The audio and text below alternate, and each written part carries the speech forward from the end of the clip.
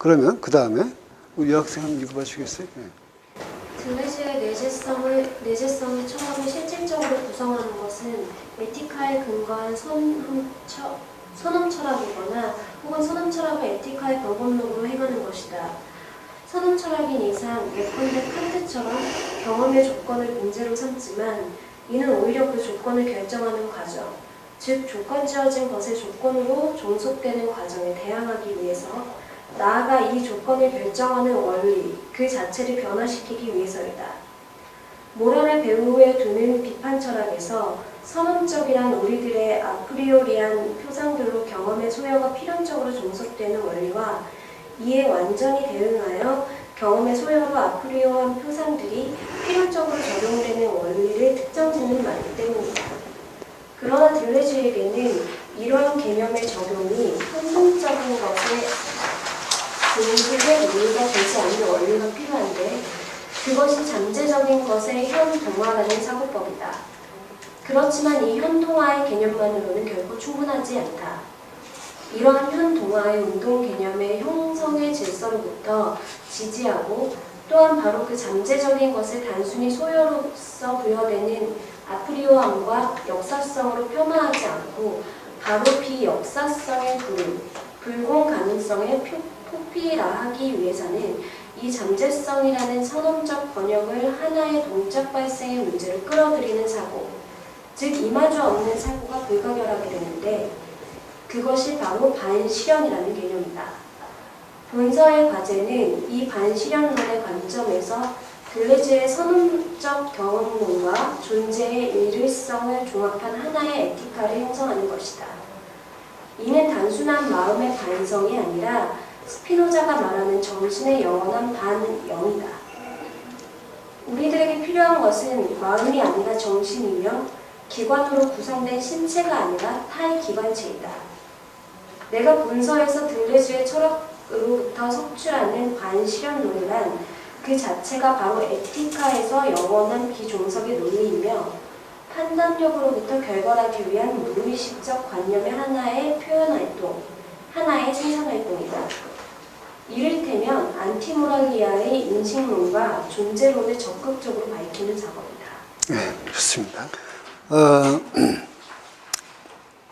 한번 봅시다. 이게 굉장히 그 많은 함축을 담고 있는 그 말들이라 가지고 또 그 말들이 그냥 한꺼번에 와르르 쏟아져 나오니까 조금 이제 어렵다는 느낌 할 수 있는데 이게 하나하나 다 이렇게 가닥을 풀어 나가면 아마 여러분들이 나중에는 충분히 이해할 수 있을 거예요.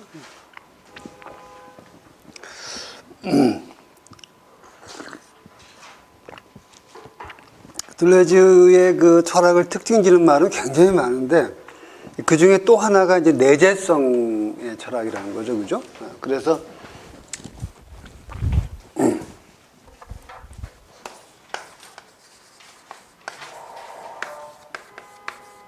트랜센던스, 초월성하고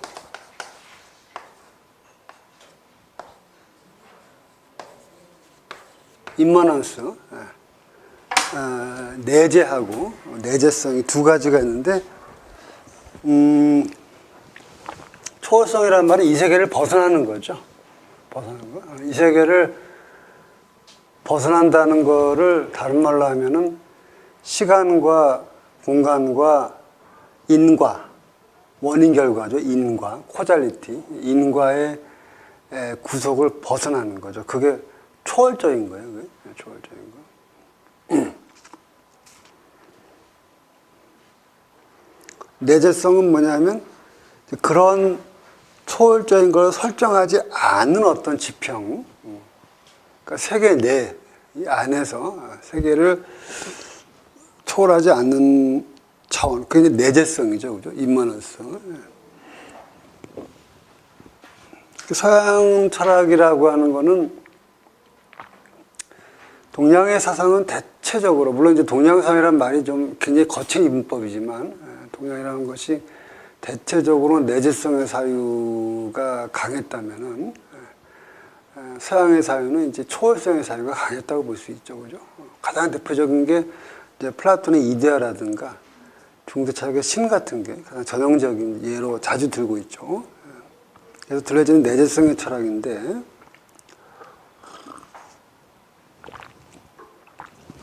그거를 구성하는 것은 뭐냐면 에티카에 근거한 선험 철학이다. 또는 선험 철학을 에티카의 방법으로 행하는 것이다.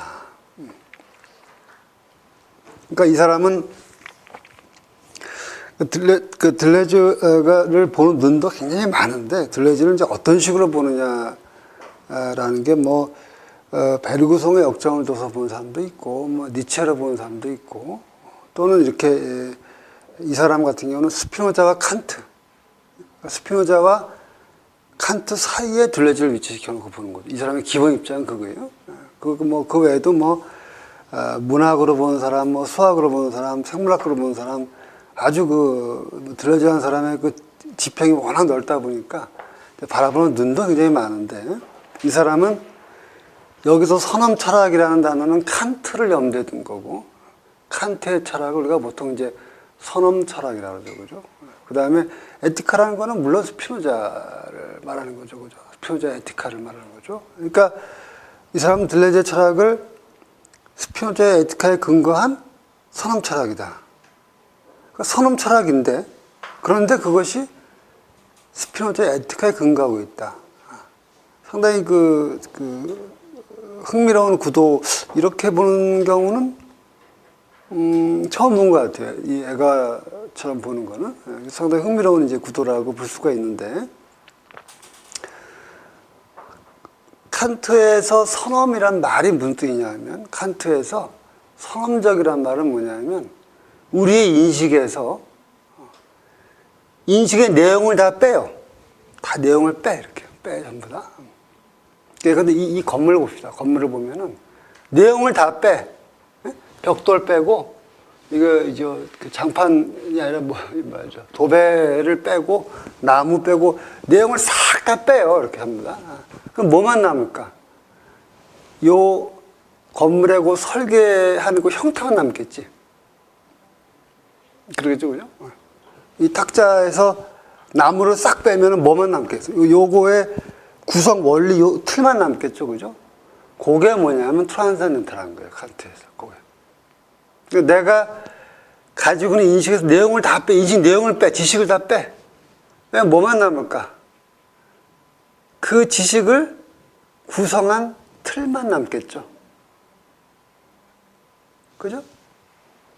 근데 수박이 참외보다 크다. 그죠?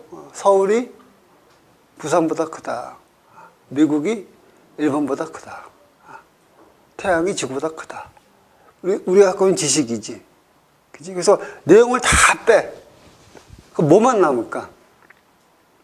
무엇인가가 무엇인가보다 더 크다라는 그 형식만 남는 거지. 그게 트랜센덴탈한 거예요, 칸트에서. 그게 트랜센덴탈. 비가 내려서 땅이 젖었다. 어머니가 돌아가셔서 마음이 아프다. 가뭄이 들어서 채소가 다 말라 비틀었다. 등등등. 전부 다. 전쟁이 나서 건물이 파괴됐다. 지식을 싹 다 빼. 내용을 다 빼면 뭐가 남을까? A 때문에 B다라는 거 남는 거지, 그지? A라는 원인 때문에 B라는 결과가 생겼다라는 그 형식만 남는 거잖아, 그지? 그게 트랜센덴탈한 거예요, 그지? 자, 그러면 우리의 지식의 내용은 뭘로 가능합니까? 수박이 딸기보다 더 큰 거 우리가 어떻게 알았어요? 그걸 경험해서 알았지, 당연히. 경험해서 아는 거죠.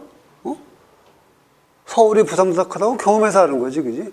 자, 그런데 도대체 내가 그 경험하기 이전에, 애초에 수박이 딸기보다 더 크다라는 경험을 하기 전에 도대체 내가 뭐가 뭐보다 더 크다라고 하는 그 틀을 내가 가지고 있지 않으면 그런 경험이 불가능하다는 게 칸트 생각이에요. 나한테 뭐가 뭐보다 더 크다라고 하는 그 퀀티티라고 하는 퀀티티라고 하는 그 틀이 나한테 갖춰져 있지 않으면 내가 참외나 수박을 봐도 아무 상관이 없는 거지, 그지? 그죠? 내 지각 구조가 위아래라고 하는, 내 지각 구조가 위아래라고 하는 그런 틀을 가지고 있지 않으면 이놈이 여기 있어도, 이렇게 있어도 내가 이걸 위아래라는 걸로 이거 지각을 못 한다는 거야, 되게. 지각 못 한다.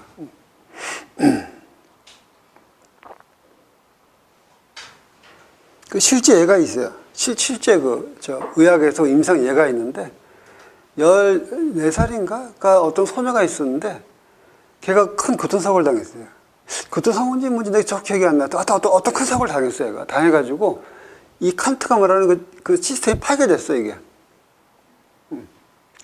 파괴돼가지고 한동안 사물 지각을 잘 못했어요. 그래서 사람들이 이게 어떻게 보냐 물어봤어. 물어보니까 혹시 눈 나쁜 사람들은 알 것 같아. 눈 나쁜 사람들 밤에 안경 벗고 보면 왜 불빛이 바바바박 이렇게 하죠. 정리가 안 되고 막 그러죠. 그런 것처럼 이거 뭐가 날아다니는 것 같다는 거예요. 이런 게 이렇게 이건 위에이고 이건 아래고 이런 게 아니라 이렇게 막 이렇게 뿌옇게 막 흩어져서 돌아다니는 것 같이 보였다는 거지, 얘가. 그런데 그 나중에 의학적으로 이제 치료를 많이 해 고쳐졌어요, 나중에. 그랬더니 이게 정리가 된다는 거예요. 이제 위, 아래, 앞, 뒤 이렇게 딱 정돈돼서 보인다는 거예요. 그때 그래서. 이렇게. 그 칸트가 하는 말이 그런 말이에요. 쉽게 말하면. 우리가 이미 어떤 틀을 갖고 있기 때문에 이렇게. 앞뒤, 전후, 좌우를 갖고 있으니까 이렇게 정돈해서 지각을 하는 거고, 이렇게 사물을. 내가 내 안에 뭐는 뭐보다 크다. 뭐뭐 때문에 뭐가 벌어졌다는 이런 식의 어떤 생각의 틀이 이미 갖춰져 있기 때문에 경험을 했을 적에 그렇게 정리해가지고 내가 인식하는 거다는 얘기야, 그렇게. 응? 칸트 얘기는. 그러니까 칸트 얘기에서 선험적이라고 하는 것은 뭐냐면 우리 의식의 틀인 거지, 틀. 우리 의식의 틀. 그죠? 그 의식의 틀이 다르면은 사람마다 대화가 잘 안 되겠지. 그지? 예를 들어서 내가 누구한테 오늘 날씨 어떠냐 이렇게 물어봤는데 오늘 날씨 어때요? 물어보니까 대답하는 사람이 루트입니다. 어? 대화가 안 되잖아. 나는 지금 무슨 범주로 물어본 거예요? 퀄리티, 질은 뭐 질. 오늘 날씨가 어떠냐고 질을 물어본 거지. 그지? 퀄리티를 물어봤는데 대답하는 사람은 뭐 대답한 거죠? 퀀티티. 루트 2는 퀀티티 아니야, 그지? 그러니까 나는 질로 물어봤는데 저 사람은 양으로 대답한 거지. 그 대화가 안 되잖아, 그지? 우리 인간이 대화가 가능한 것은 그런 선험적인 틀을 다 공유하고 있기 때문에 대화가 된다는 거야, 우리가. 참, 공유하고 있기 때문입니다. 그러니까 이게 몇 센치 이런 건 양이고 하얗다 이런 거는 질이고, 그죠? 이놈이 이거 위에 있다는 것은 관계고, 릴레이션, 관계고, 비가 와서 땅이 젖었다는 것은 인과고, 등등등등, 그죠? 그런 거 우리가 미리 갖추고 있으니까 보아도 보는 것이고 들리도 들리는 것이지, 안 그러면 봐도 본 게 아니라는 거지, 이 사람에게는.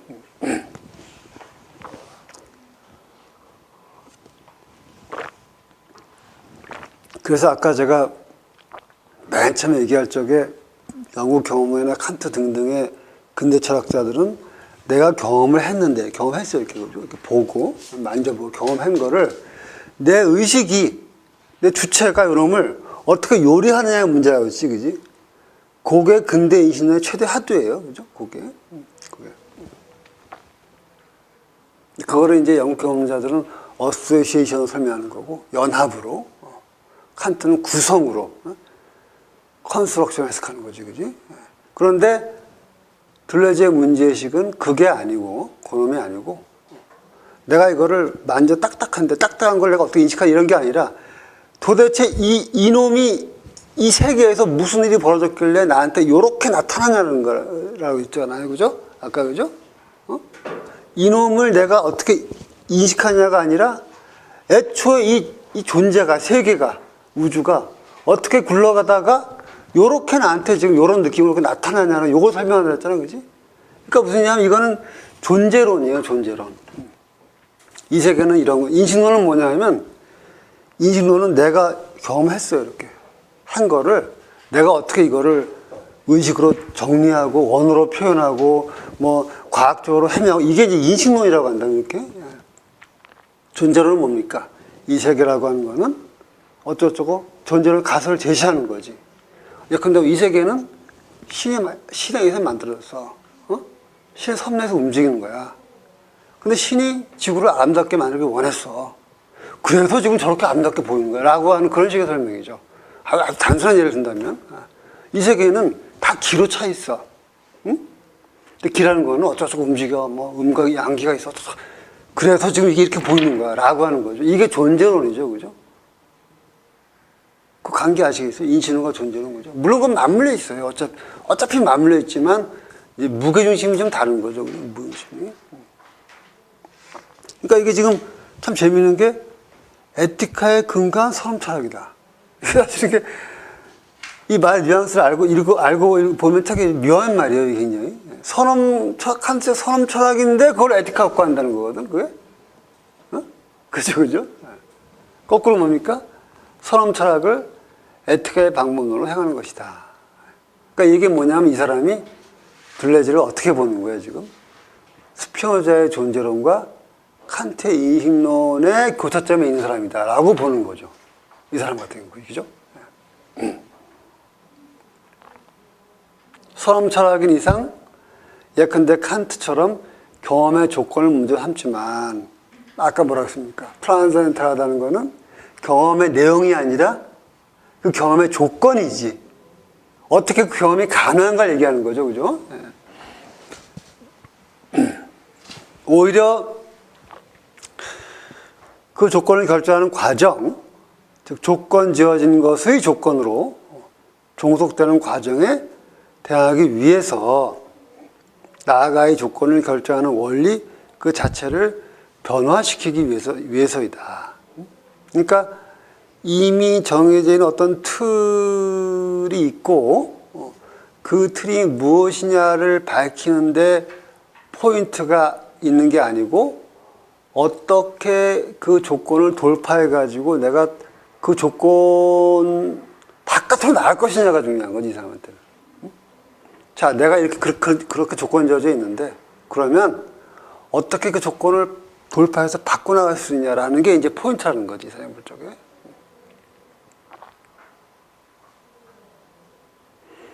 모랄을 배후에 두는 비판 철학에서 선험적이란 우리들의 아프리오리한 표상들로 경험의 소요가 필연적으로 종속되는 원리와 이에 완전히 대응하여 경험의 소요로 아프리오리한 표상들이 필연적으로 적용되는 원리를 특징지는 말이기 때문이다.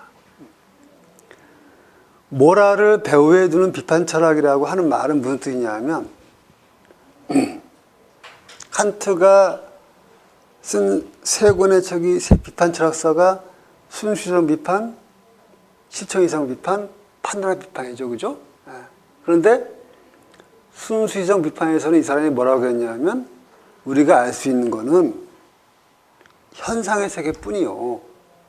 나에게 나타난 현상의 세계를 넘어서는 물 자체의 세계, 본체의 세계는 알 수 없다. 라고 했는데 실천 이성 비판에 가면은 그 물 자체의 세계는 바로 모랄의 세계다. 도덕의 세계다라고 바꿔 얘기하죠. 칸트가, 그죠? 그래서 순수이성 비판에서는 현이성학을 강력하게 비판했지만 거꾸로 실천 이성 비판으로 가면은 그 인식의 차원에서 비판했던 그 본체계, 그 물자체의 세계를 윤리, 실천의 차원에서 오히려 긍정하게 돼요. 그러면서 뭐라고 하냐면 물자체의 차원은 다름 아닌 바로 모랄의 차원이다. 모랄의 차원이라는 거죠. 그죠?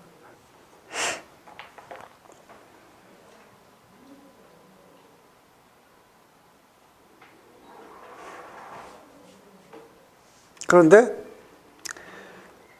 이런 식의 비판 철학, 그러니까 모랄을 배후에 두는 비판 철학. 그런데 이제 미리 얘기해 줄 것은 스피노자 같은 사람은 모랄을 굉장히 비판하죠. 아주 비판해요.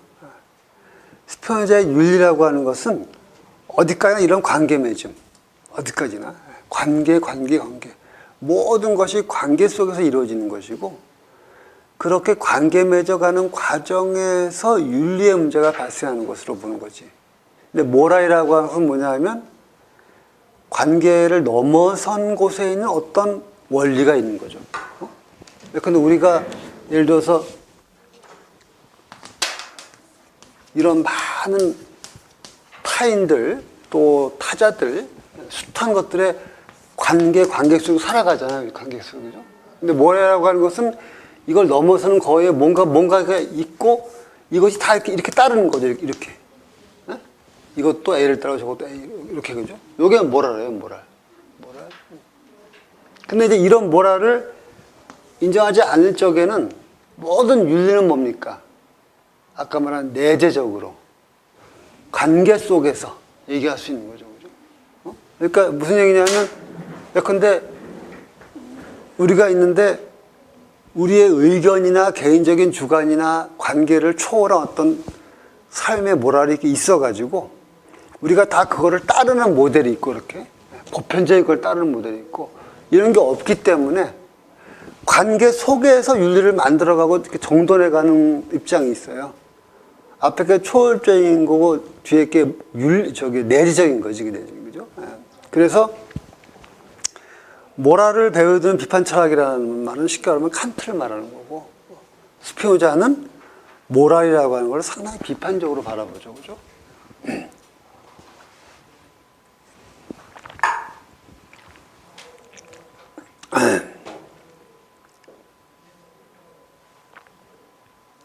문화사적으로 본다면, 문화사적으로 보면은 모랄이라고 하는 거는 기독교 문화예요.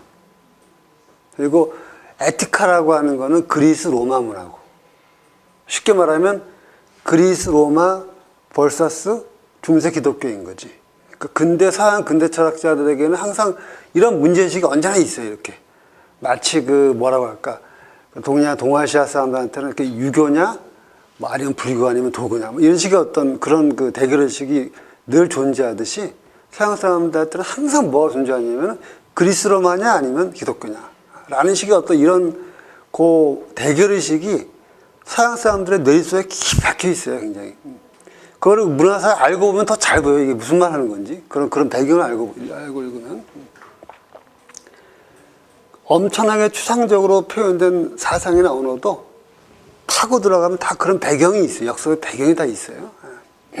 근데 단지 이렇게 압축되어 있을 뿐이지. 이건 우리들의 아프리오리한 표상들로, 아프리오리하다는 것은 경험적 지식이 아니라 경험을 하지 않아도 아는 지식, 수학, 논리학 이런 거. 아프리오리한 표상들로 경험의 소유가 필연적으로 종속되는 원리와 이에 완전히 대응하여 경험의 소유로 아프리오리한 표상들이 필연적으로 적용되는 원리를 특징있는 말이기 때문이다. 이건 이제 칸트 철학의 성격을 지금 얘기하고 있는 겁니다. 이게 지금 칸트 철학의 성격을. 아프리오리한 표상들로 경험의 소유가 종속되는 것. 근데 거기 대응해가지고 경험의 소유로 아프리오리한 표상들이 필연적으로 적용되는 것. 요게 이제 칸트 철학인데, 요거는 나중에 설명이 조금 더 필요한 대목이에요. 뒤에 다시 또 자세히 나오기 때문에 그때 가서 조금 더 보완 설명하기로 하고. 그러나 들레즈에게는 이러한 개념의 적용이 현동적인 것에 종속의 논리가 되지 않는 원리가 필요한데, 그것이 바로 잠재적인 것의 현동화라는 사고법이다.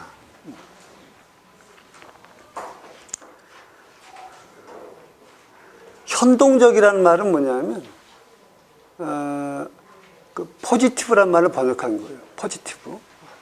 근데 이제 보통 포지티브란 말은 적극적인, 무슨 실증적인 또는 긍정적인 이런 말이죠, 그죠? 오기스트 꽁트가 굉장히 강조한 이제 그런 개념인데, 요거는 의미가 조금 다르기 때문에 좀 다르게 번역했어요. 지금 내가 그 얘기 안 했구나. 이 번역은 우리 철학아카데미 연구원이 번역한 거고, 우리 리점총소에 출간될 예정으로 지금 있습니다. 그래서 이제 용어를, 우리가 쓰는 그 용어가 주로 있는데, 현동적인,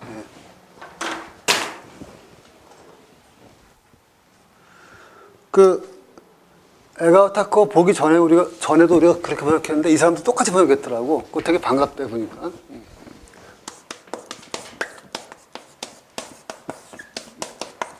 현동적인. 이 사람 일본 사람도 여기다 사람 이걸 붙이더라고. 우리는 안 붙이는데. 현동적. 현동적은 뭐냐 하면은 잠재적인 레벨로부터 현실성의 레벨로 이렇게 싹 나타나는 그게 현동적인 거예요. 나타날 현자에 움직일 동자니까. 그죠?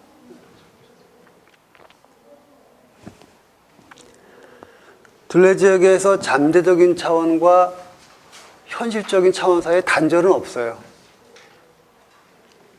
거기 단절이 있으면 어떻게 될까? 버추얼한 것과 액추얼한 것 사이에 단절이 있어버리면 어떻게 되겠어요?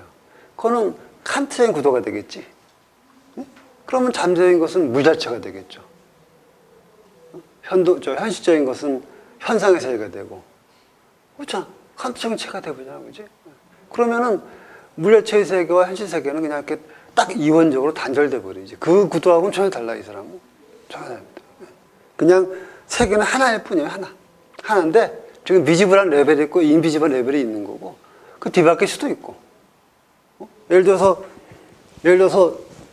어떤 과학적 기법을 써가지고, 그 나를 작게 만들어, 이렇게. 아주.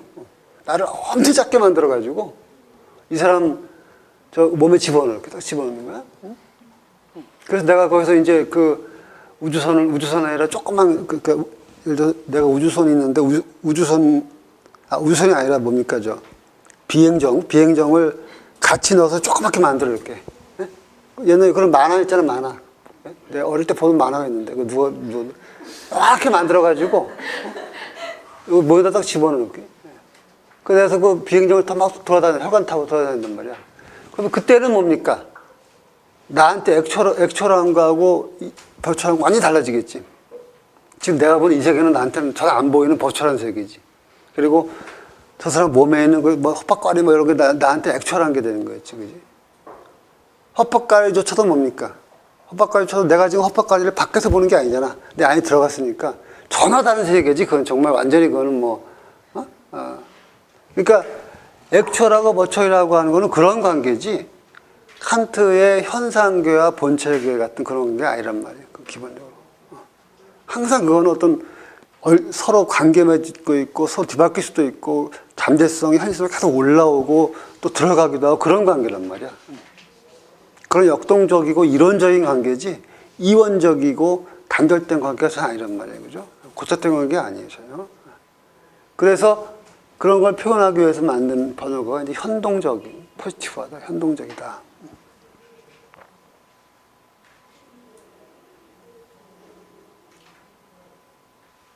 그래서 둘레지역에서는 칸트와 같은 이런 식의 개념의 적용, 칸트와 같은 이런 식의 어떤 개념을 어떤 틀, 칸트가 말하는 그런 틀 속에 이렇게 집어넣어서 이해하는 그런 식의 일종의 도식적인, 샤마틱한 그런 것의 종속의 논리가